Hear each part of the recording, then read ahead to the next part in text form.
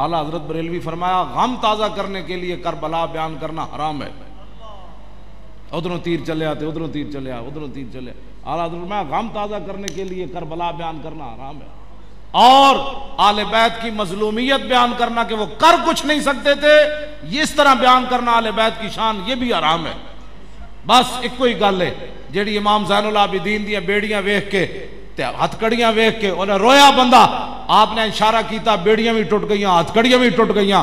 آپ فرمایا اون نہ کر, قوت ہوندیاں زور نہیں لایا, بیٹھے من رضائی. بس میاں صاحب دا شعر پوری کربلا دا خلاصہ ہے. قوت ہوندیاں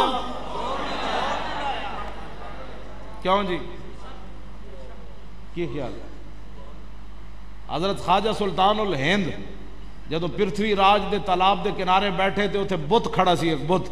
آپ نے بت نو فرمایا اے لوٹا بھر لیا. صدیاں بعد جنہ دی نسل چو سلطان الہند بت نو چلا سکتے ہیں. کیوں جی؟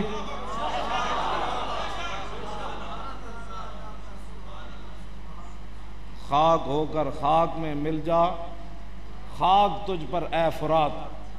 کیوں جی؟ کیوں جی؟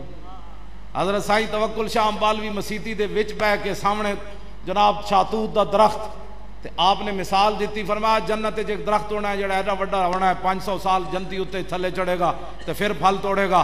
انہاں مریداں کیا حضور ہے تے سزا ہوئی؟ آپ نے فرمایا نہیں نہیں, سمجھو جنتی اے بیٹھے آ دروازے تے شاتوت دا درخت مسجد دے باہر. آپ نے فرمایا سمجھو اے جنتی بیٹھے آ درخت ہوئے, جنتی انج اشارہ کرے گا تے پھل ٹوٹ کے اودی گود وچ. آپ نے جدو انج اشارہ کیتا نا تے درخت سائیں صاحب وال مسیتی چل پیا. آپ نے فرمایا ٹھہر ٹھہر اللہ دے بندے, میں تو مسئلہ دس رہا. سائیں توکل شاہ امبالوی سید بھی نہ ہوئے, صرف حضور دی غلامی کردیاں اس مقام تے پہنچے ہوئے جس حسین نو حضور اتنے کھلایا ہوئے. لبیک لبیک یا رسول اللہ, لبیک لبیک لبیک یا رسول اللہ, لبیک